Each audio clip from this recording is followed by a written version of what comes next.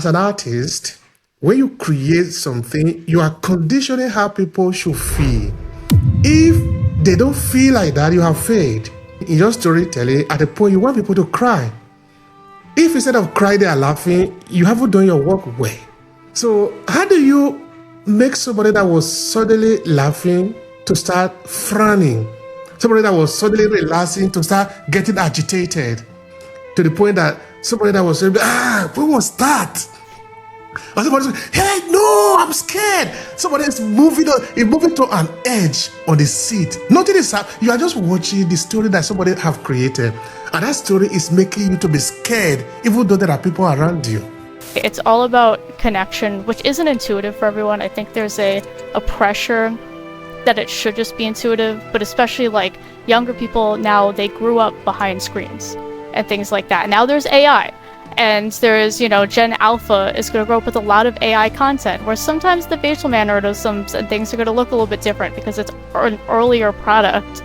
And you can't just expect people to just have this intuition about everyone around them. It needs to be something where there's offered like a platform to learn about how to step into other people's shoes, how to have that empathy and a vast amount of it.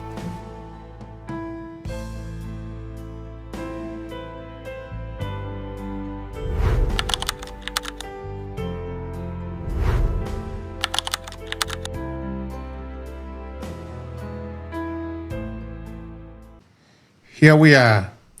Paris. Thank you so much for being here. Can you tell us a little bit about yourself? That is an important name now. Are you from Paris? No, I'm actually not. I'm from New York. I have yet to go to Paris, but hopefully one day. Okay. So when they give you the name Paris now, you know that must be associated with this big and important global city. Is there any connection to that? No, actually, my name is so my last name, Interdonato, it starts with an I. The two of them, Paris, Interdonato, my initials spell pi, which is the math, decimal 3.14.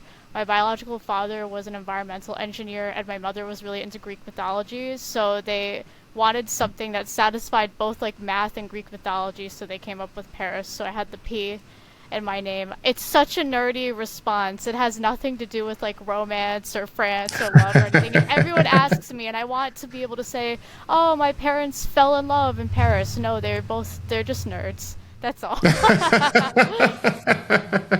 That's interesting. That's interesting.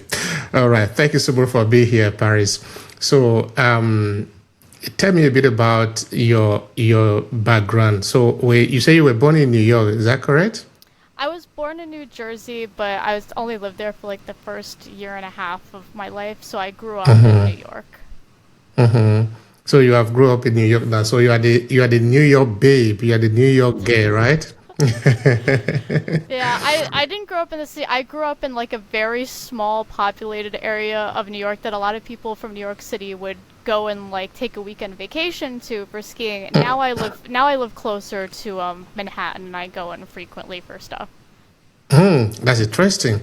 Okay, almost everybody in the world already know about New York. But for the sake of the fact that you are here, you live in New York, tell us something about New York, something about your city that you can call this is my home.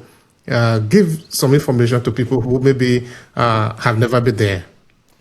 So since I'm close to Manhattan, and honestly where I am there isn't really that much going on. It's a lot of like family area. I'll talk a little bit to Manhattan because one thing I will say is that you can, in my opinion, I think you can find a lot of everything. Because I had a performance background as well as a business background, and so I have done a lot of theater stuff. I sing with the choir, but also there is a really, really big startup scene now where Manhattan and like New York City in general is trying to become, they're trying to sort of rival Silicon Valley. I mean, it was known sort of as Silicon Alley, but they're trying to really push to be like the biggest like startup ecosystem in the world, and so there's a lot of tech things going on, and it's a lot more like hip than I thought it would be when I started going. I thought it was going to be all the Wall Street business suits shaking hands, But no, it was sort of a lot like the art scene where everyone was in like, in like different like funky outfits that represent them, like standing around with their cocktails and like these mixers, scanning the QR codes to their LinkedIn's and stuff, just jamming to music. And I was like, oh, this is entirely different than what I thought the tech sector would look like. So that's something about Manhattan that you can find. That's interesting. So, how do you spend your days in New York, in the area of Manhattan where you live? You said there is a lot of things going on, party. What do young people usually do around you?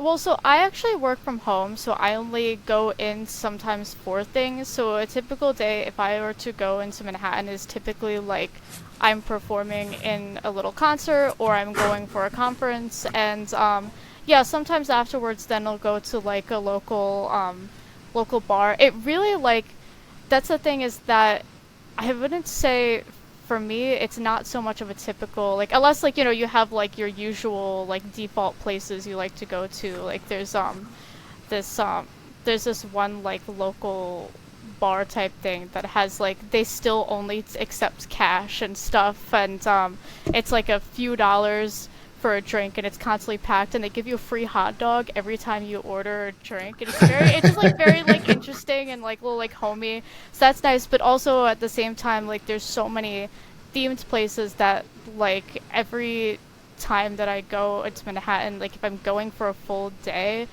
for work stuff, it's going to look very different. And you could go you could spend every single day in Manhattan and try something new every day of your life, and you still wouldn't have got through everything that there is to offer, like by the end of your lifetime. I think that's the thing with restaurants, actually. That's like a statistic or something that it's either you can't get through all of them in your lifetime, or it takes like a certain amount of years or something like that. That's interesting. But you must have some favorite places. So maybe somebody is coming from Europe and is asking you, tell me maybe two or three places that I should go, so that by the time I return from New York, I say, yeah, I have seen these most important places. What would you recommend? um, well, it definitely depends on your My taste. yeah, on your taste. I'd say like if you're looking for something that is very, I guess as people would say, like Instagrammable, um, a fun place to eat and have a drink is this there's these things called Moxie Hotel. I think the first one opened up in the UK, and now there's one in New York, and they have the Magic Hour, which is this basically this like drink spot, this rooftop like drink spot on top of the hotel that every season they do a different theme. And I went there and it was really, really cool. Like they had these rotating booths, so when you sat, you turned, like so it just kept like rotating as you were talking. Like so you'd rotate the scenery and stuff. And that I definitely recommend that something really fun if you want to take a lot of photos.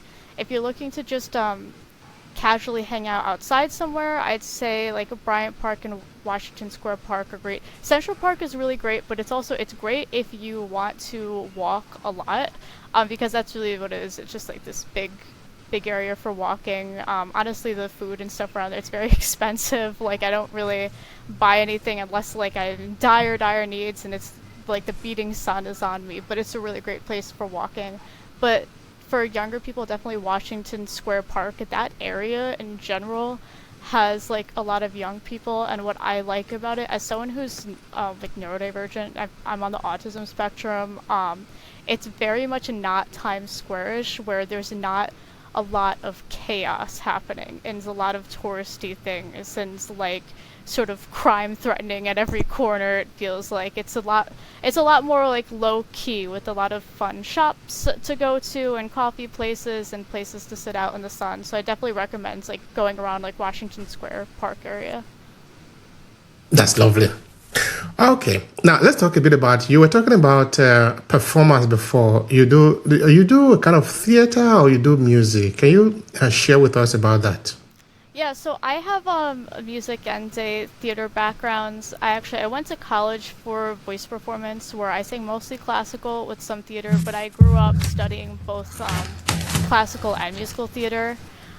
Just like a few summers ago, I music directed in the Catskills cabaret that was really fun. It was like a community theater production that they hired me for, and so I still keep up with some performing and theater stuff. I'm actually, my friend is an influencer, and they make like entertaining content and stuff, and they're starting a YouTube channel, and they asked me to be in their first like few episodes, so they're premiering that at the end of the month. It's called House Devaro, and it's around Dungeons and Dragons, and it's like people playing and like acting and telling the story. So I like to do a lot of comedic acting, so I'm going to be in that, which is very nice. And I just try and keep up with that stuff along with my business stuff.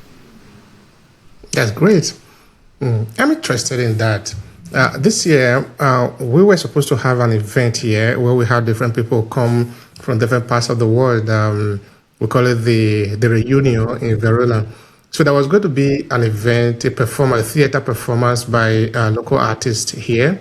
Though that event now have been moved to October. It was supposed to be in May next month, but now it's been moved to October for some logistics. So I was having this conversation with these friends who were going to be doing the performance. They were suggesting something interesting to me.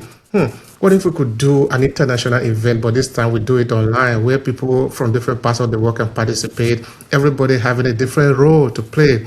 Everybody was sort of doing a drama of the human being, the human family, where maybe a group of people can performing as the eyes, no? Some other person could be like the liver, some other person could be like the nose, no?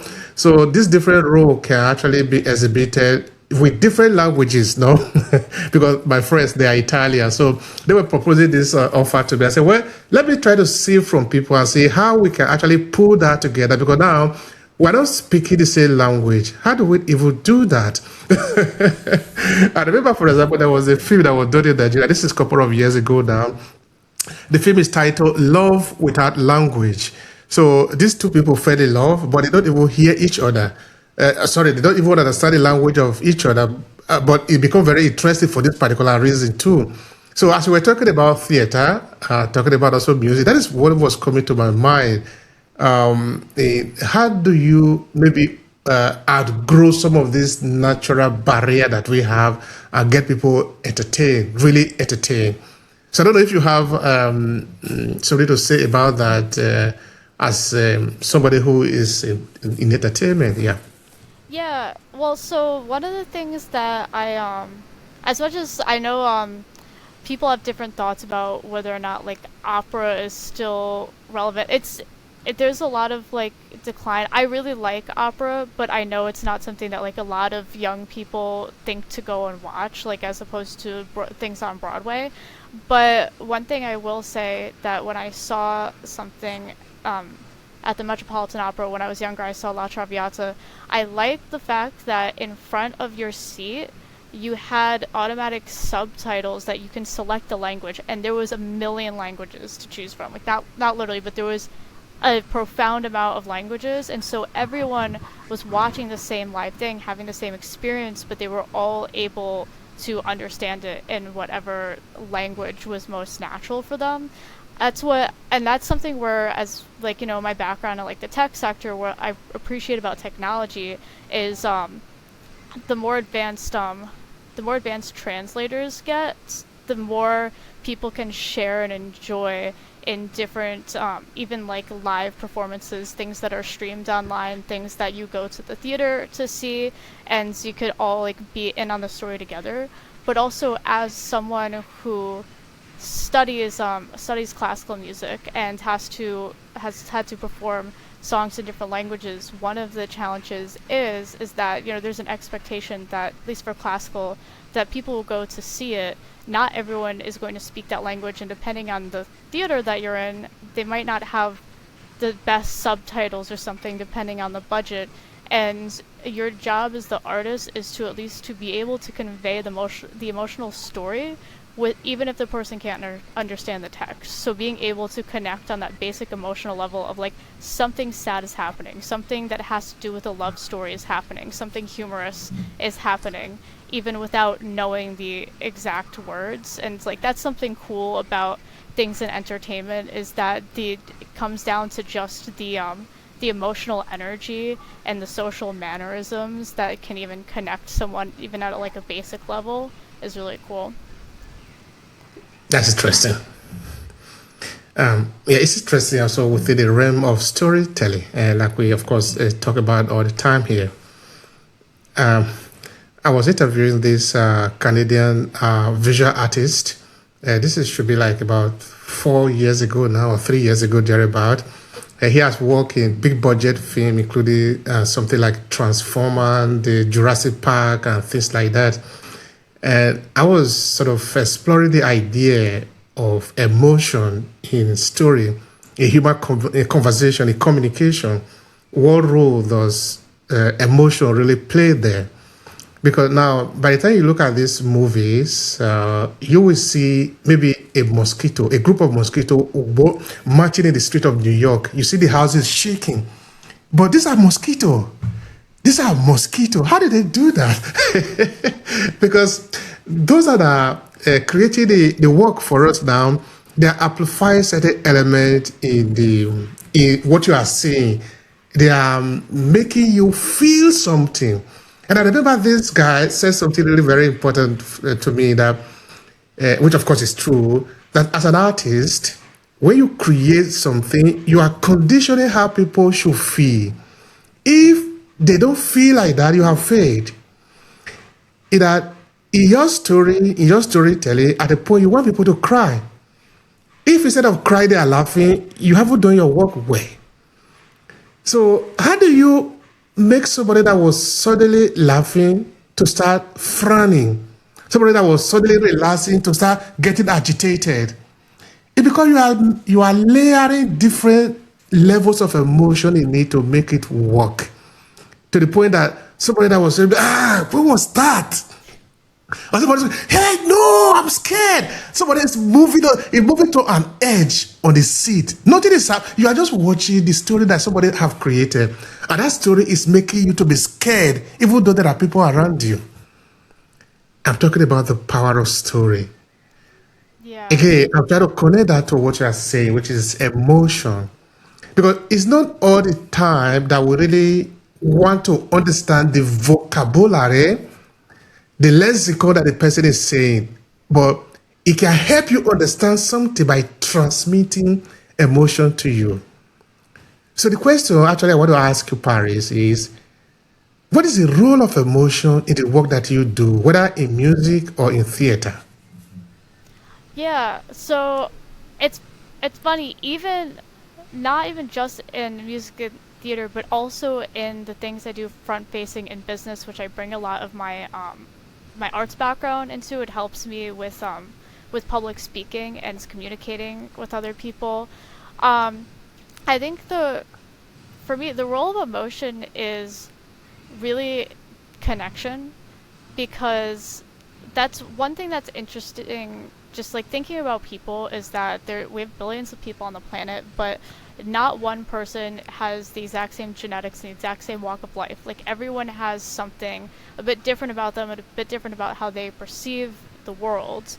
And you have to, when you're speaking, when you're telling a story, whether it's through music or just regular speech in front of an audience, you have to connect with the whole audience as much as possible. You might not reach everyone. It might just be someone just really doesn't vibe with what's going on. They just have such a different experience. They just have such a different way of perceiving the world around them, or what's sad to someone might be funny to them for some reason.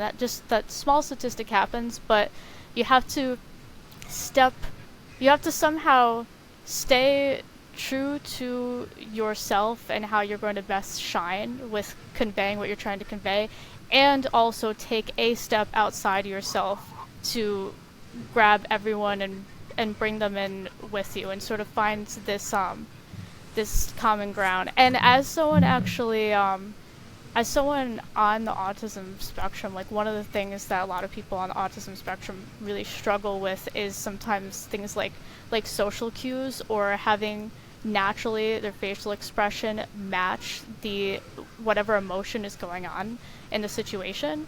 And being trained in acting actually helped me a lot with that, because sometimes naturally in a conversation when I'm just kicking back with my friends or something, we might feel a certain way, but my face doesn't convey it. But now they know me well enough to like, they know I actually like feel this way, but like my face just does not show it. As opposed to when I was younger, they'd be like, "What's wrong with you? What's going on?" I'm like, "What do you mean?" But yeah, I'll like this really sad, you know, like why do you seem neutral, or like for some reason you have a smile. Like I have a smile, I don't mean to. But for things where, you know, there's an emotional goal, like even if you're pitching your product, you have to create some urgency. You have to, a lot of people, they don't want to, you know, they don't have the bandwidth to sit and listen to a bunch of technical facts, especially if they're not technical people.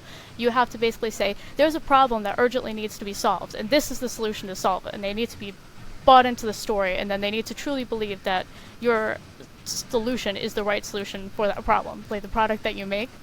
And yeah, so it's really just at the end of the day, it's all about connection, which isn't intuitive for everyone. I think there's a pressure that it should just be intuitive, but especially like younger people now, they grew up behind screens and things like that. Now there's AI, and there's, you know, Gen Alpha is going to grow up with a lot of AI content, where sometimes the facial mannerisms and things are going to look a little bit different because it's an earlier product. And you can't just expect people to just have this intuition about everyone around them. It needs to be something where there's offered like a platform to learn about how to step into other people's shoes, how to have that empathy and a vast amount of it. Thank you so much for that.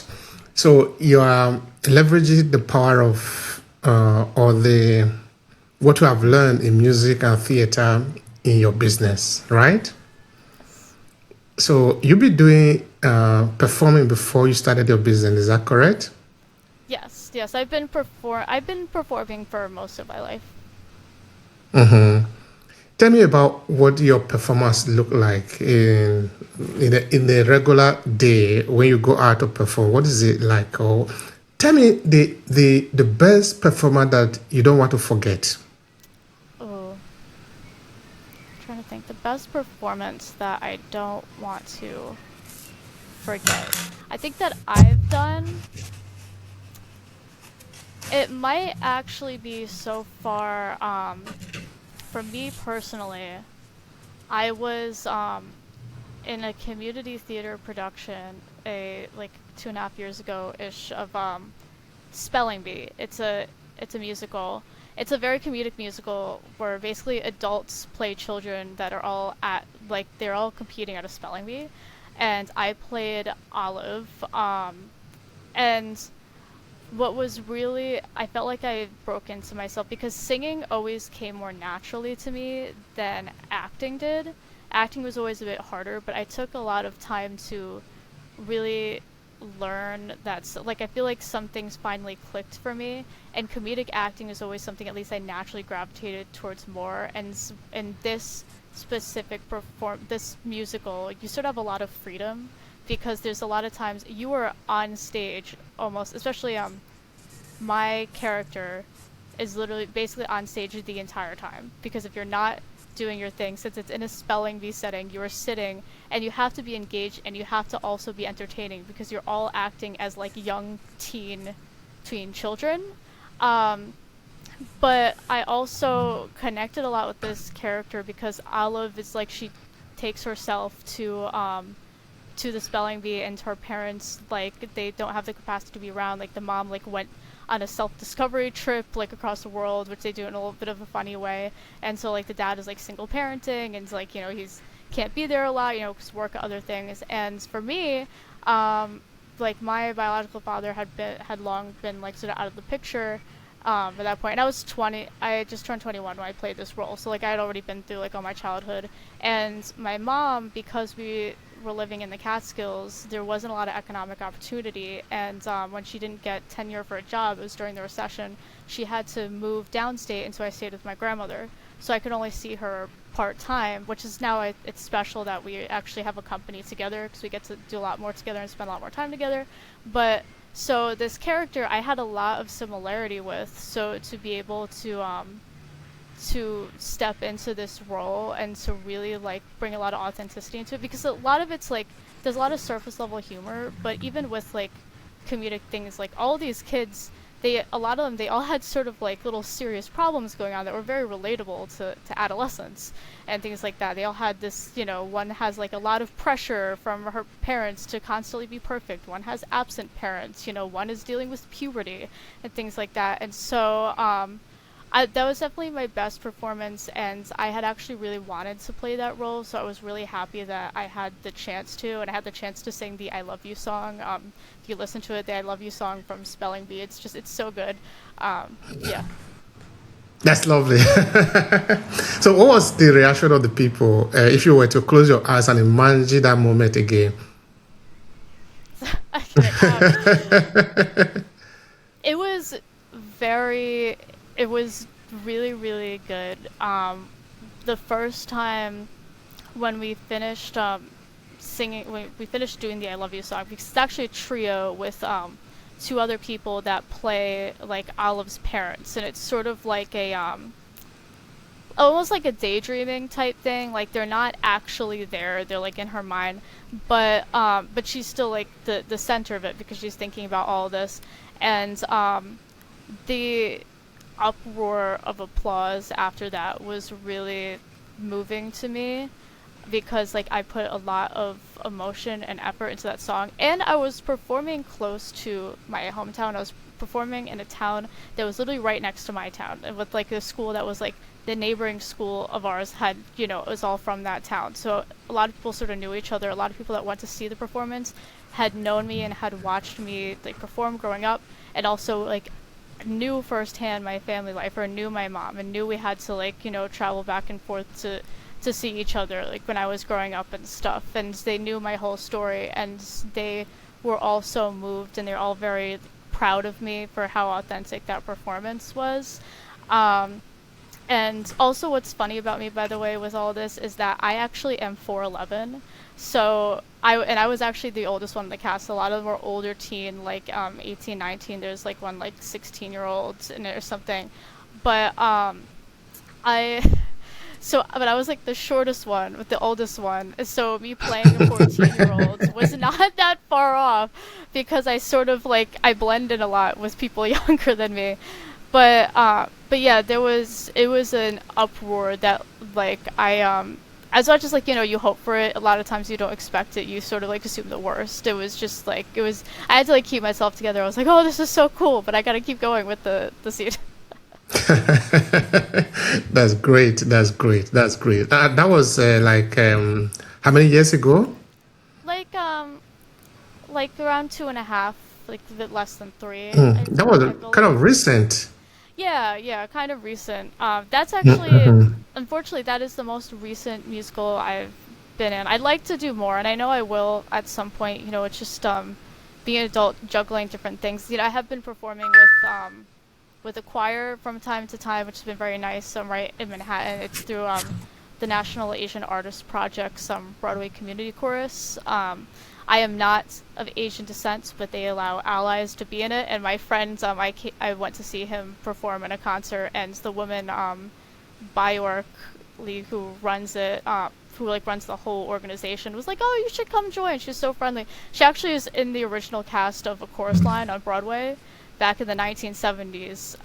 So it's just like a big amongst the Broadway community. She's like a legend. So it's really cool to like interact with her, and she's so sweet, and she also understands the short girl life, which is nice. That's great. So all these performers, they are all within New York, right? Or do you also go to other states to perform? I'm in New York.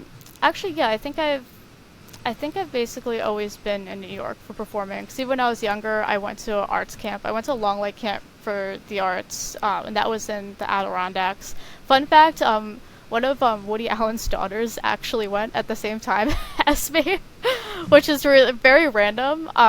But yeah, so it's like one of those like really like fancy camps. But what was nice is that the owners, for people who couldn't afford the price, they had the last session of the summer, they allowed people to come in on like partial scholarship, and they met them like where they're at, because this wasn't their main source of income. Is something they did for fun, everything. So they wanted people to be able to, join in on the fun, even if they couldn't really afford the standard price. This was at the time, like, like a decade ago. I say feeling old now, even though I'm not old. All right. So when you think back, Paris, when was actually the very first time that you performed that you remember? Oh, well, the very first time was like singing Twinkle Twinkle Little Star at church when I was like 2. That was the very Do you first want do time. you want to sing that? Do I want to sing Twinkle Twinkle Little Star? Yeah.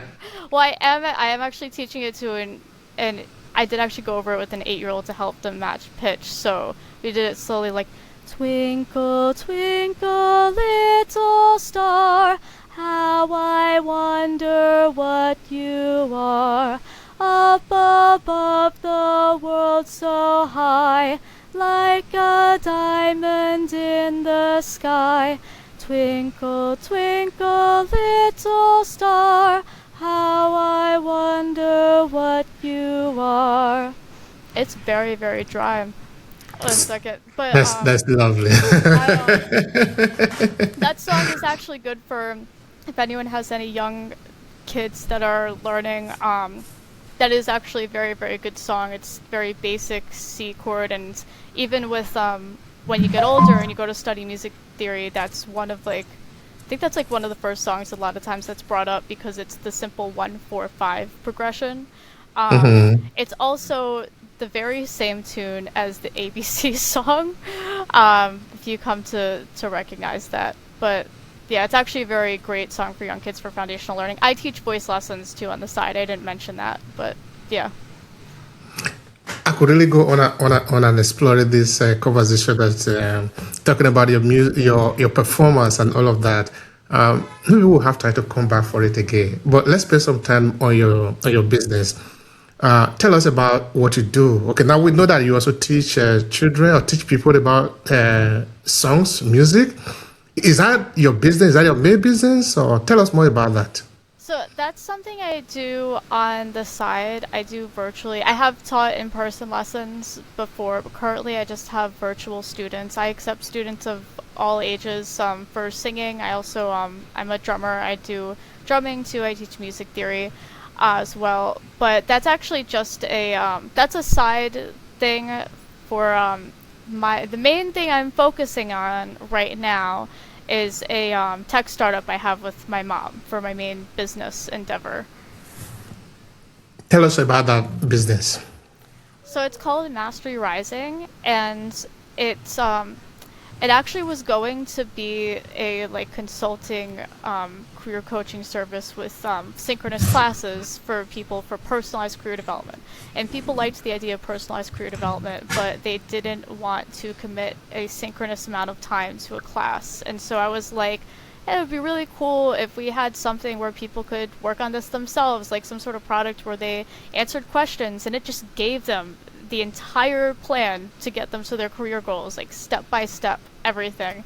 And my mom has a tech background, and she used to code a lot. She hadn't in a bit, but she's like, oh, I think I could refresh myself and maybe code that proof of concept or something. That might be a really great idea. And so she did, and it evolved into a startup. So now all you do, it takes just like a few minutes because no one wants to spend any longer than a few minutes doing anything nowadays.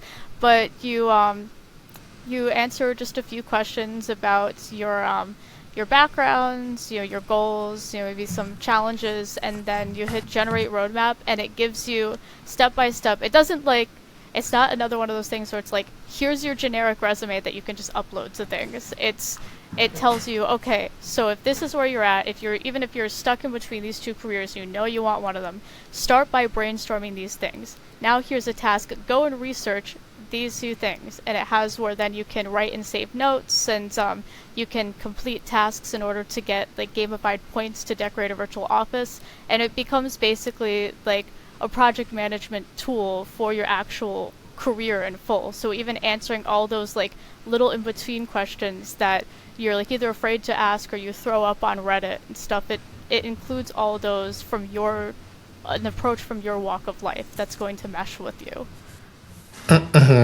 So, how did you come up with this idea of the business? Is it based on a kind of a research, or it just occurred to you? Or tell me more about that. So actually, after I graduated college, I experienced firsthand how tough, at least I know in America, I can't speak completely globally, but in America, how tough the job market is, especially with the early adoption of AI. A lot of people have been laid off, and then also processes are being automated, and so people who can afford it were buying tools to automate their application process, and it's just making everything and all these algorithms very confusing, and then changing the requirements for entry-level jobs. I thought before graduating college, I'm like, oh, I'm going to be set. I've actually been working in industry relevant jobs for the past few years, like during my college experience, so I already have a few years under my belt. So I'm going to have no problem. Everything's going to be fine, la di da di da. Lo and behold, it was not. A lot of things I didn't hear back from jobs. I got rejected right away. I caught it in time where none of my money was taken or anything like that, or too much of my time. But I was part of there's scams multiple times, and so I was feeling very discouraged, and I ended up in that part of like the LinkedIn algorithm where a lot of people were posting like long, like their heartfelt, like emotional stories about how much of a toll this has taken on them with trying to find work, and they all came from different parts of life. Some of them were people that had the same job for 20 years and were just laid off, and they haven't had to apply to a job since since it was like paper mailing or something. And then there was some people that were recent graduates like me that are like, I just finished school and now I like can't even get a job at like a fast food restaurant because they're saying that I'm overqualified, but everywhere else is saying I'm underqualified and I don't know what to do. And just so much of this feeling hopeless, not answering all these questions, not being able to answer a lot of questions, and it hit me that I'm like, oh, there's a lot of people struggling with this, but the answer isn't just, you know, it's not just be the first to apply to this job every single time. Some people just don't have that capacity. Like if you're a mom and you're having to apply to a job, you can't just constantly sit at a computer and wait for a job opportunity to come up and just apply to it right away. You might be taking your kids to school, or you might be taking them to the doctors because they're sick. You are applying when you can. So really the key is to find a plan or a path that is going to work for you, taking into consideration your real life constraints, your actual authentic backgrounds, and the realistic goals that you are trying to achieve, and making it as personal and as individualized as possible, because there really is no just one size fits all solution like people try and tell you that there is. Like, write these things on your resume and you're guaranteed a job. It just does not exist. It may work for a few people, which then leads people to think it's going to work for everyone, but it's just not that. You really need to understand yourself in depth as a whole, and what's going to be best for you on the individual level. That's interesting. Now, tell me about do you have a methodology of being able to take people from maybe when they come to you to the moment that they eventually get the solution? Can you sort of walk us through that process? So since this is a tech product, I do like career coaching and mentoring as well, like on the side. But for the tech product, it's right now we've spent $0 on marketing. We're pretty early, so everything is just people discovering us through social media, and we make the sign-on process as simple as possible. So you can do Google single sign-on, and then there's just 6 options, because we started this off with being very broad, where it's just supposed to be anyone looking to reach for a career goal or going through some sort of career transition or contemplating a career transition can use it. So then there's student, recent graduate, currently unemployed, currently employed seeking growth, building a business, and switching careers. There are these 6 buttons, and you click one that best fits you, and then a corresponding form comes up, and it's really not that long. And then they're mostly text fields, so that way you can write as much or as little as you want, whatever is going to be helpful to you. And then when you hit the generate roadmap button, we have AI is really only a small portion of our product, and the main thing that it does is that it interprets all of your answers with a, very complex prompt that we've engineered together, and it then uses that to generate what your step-by-step plan is, almost like cooking instructions, but for your career. um, and then you see step by step, even in stages too, like the skill building stage, connecting with people, things like that. And every single roadmap is different because it's for different people. And you could even pull multiple, say you're working on two things and stuff. You can have as many roadmaps as you want. Technically, you do have to pay for that to happen, but you can manage multiple because a lot of people are managing multiple projects or multiple journeys or multiple majors. And yeah, then from there, it's really up to the person. They can even add their own tasks and they can add their own subtasks, but we give you the start of this full plan, and you don't have to use everything. There's also the little trash can next to each task. Say if a task really doesn't apply to you or you don't like it, because nothing's perfect, you can just take it off of there and then add something different if you want. And then it's just there for you as a tool if you want to use it and keep track of your progress towards your goals. All right, so we saw you now as an artist, as a performer. How do you get embedded in a tech setup?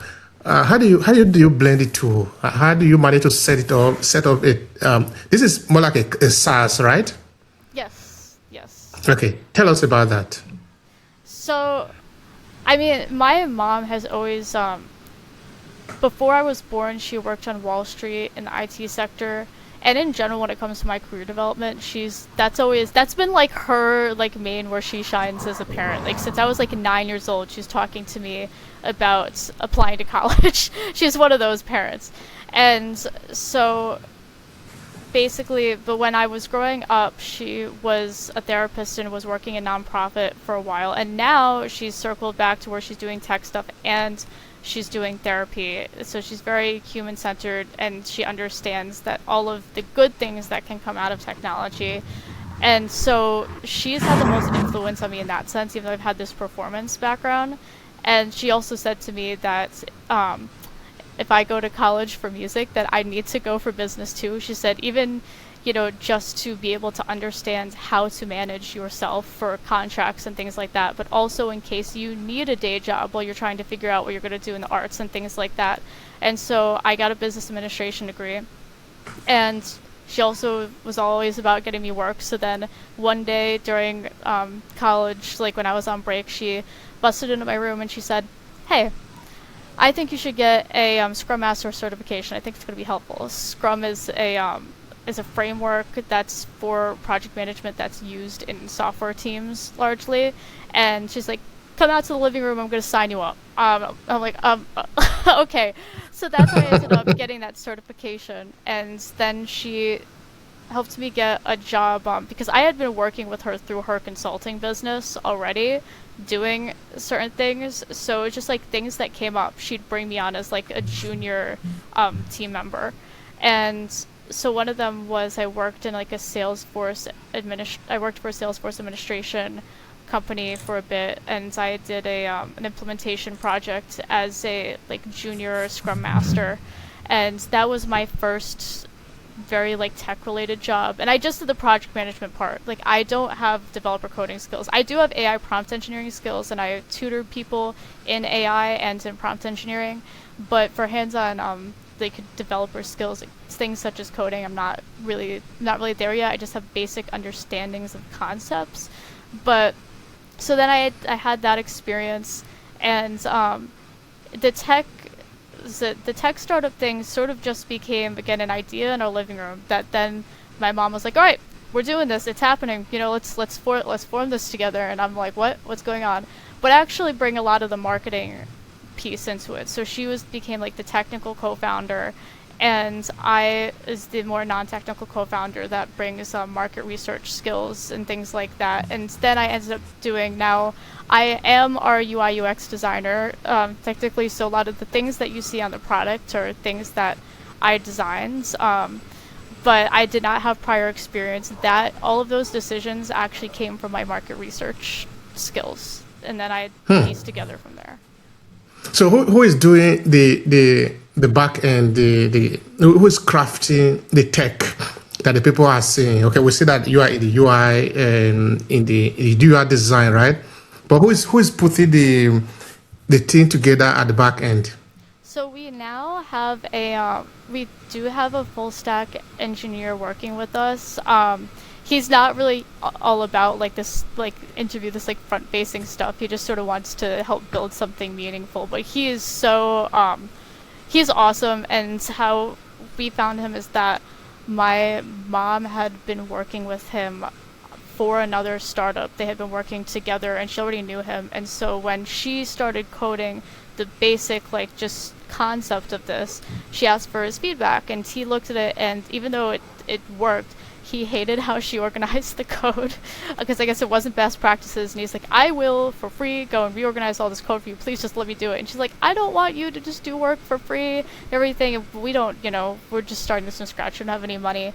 And so he finally she's like, all right, I'll let you like take a shot. And then it became a little more, and now he's our founding engineer, and he's now he's fully a part of this train, a part of this team. But he's great. And not only does he do like the back end and work very efficiently, and he's just very talented, I like the fact that he actually takes the time to teach me a lot of things, because there are things that I need to do because we're a small team. So he teaches me like what I can do as someone coming from a non-technical background, and also challenges me a bit. And when he does teach me, he'll sort of like quiz me and like have me like replicate what he just taught me. To be sure that you can do it, no? Yeah, he's like, all right, I just want to make sure that you remember now, okay? So I'm not gonna say anything. You're just gonna go into it. And I'm like, it's like, share your screen, and I go through, and I'm like, wow, I'm learning so much, because I'm a very hands-on learner, so it's really helpful for me. But I like that he takes the time to do that, and he's very patient with me. All right, Baris, thank you so much for that. Okay, so tell us, what do you see? What is ahead of you now in the future? We see you coming from a background where you were doing performance, you're doing music. You even recited a very nice poem for us today. Then we see also your business, how you are helping career people. So what do you see ahead of you? What is going to be happening in the next, say, 10, 15 years from now? What do you see? Well, I always tell people that my ultimate goal is I want to be Ryan Reynolds when I grow up. Because, yeah, I know it's really funny. I mean, I love Ryan Reynolds, but also it's because he does acting and performing, and he owns companies, and I really want to do both. And I feel like when I've talked to a lot of people from both sides, they're almost like, yeah, you can't really do both though, like you can't fully do both. And I'm like, well, you can. There's actually examples of that happening, and I want to be another example. But so for this, I'm hoping that Mastery Rising grows, that we get some contracts with nonprofit organizations, that we just get more people using it, especially in the near term. Feedback is extremely helpful. If you can't give anything else, giving feedback is very helpful for us. Honest feedback, not the beating around the bush of it's great. No, tell me what's wrong with it. What is wrong with it? We can fix it. But running this and then continuing entertainment, I think I'm finding I'm a very comedic entertainer. I was really happy when my friends they go by Aubrey Devarro for their front-facing creator name, when they had asked me to be a part of this new YouTube series they were starting, because I was giving them some business advice too and stuff, as someone who has a degree in business. So I was like, make sure to write your camera off on your taxes, things like that. But they're like, would you like to join this? It was really nice for me when I went to film, because I was sort of as of recent, I had been just behind my computer and stuff most of the time, and I really needed that push to do more entertainment stuff again. So now I'm going to continue doing it. I'm going to continue doing some digital stuff, and yeah, eventually I just want to get to the point where both are very 50-50, where I own businesses and, I do a lot of performing things, and then I get to say, I'm following in Ryan Reynolds' footsteps. If he ever saw it one day, like, if I get to the point, I only want to get to the point where somehow Ryan Reynolds discovers that he was the inspiration for this, like, little 4'11", like, entrepreneur and performer or something, trying to do both. That would be it. I'm like, I'd be completely satisfied. I'll have made it. I got on Ryan Reynolds' radar. I don't need anything else in life. All right, Paris. Thank you so much. We wish you all the success that you are shooting for. That one day you'll be able to enjoy it and say, of course, why not? You'll be able to look back and say, yeah, this is where I was coming from. That's interesting. Okay, for all of you that have listened to the end of this conversation, we also say thank you very much. So make sure you follow Paris, and why not, if you find what she's doing to be interesting, patronize her also. She needs you. So we all need each other. All right, Paris, thank you very much for the time. It's been a pleasure talking with you here. Thank you. Thank you so much. I had a great time.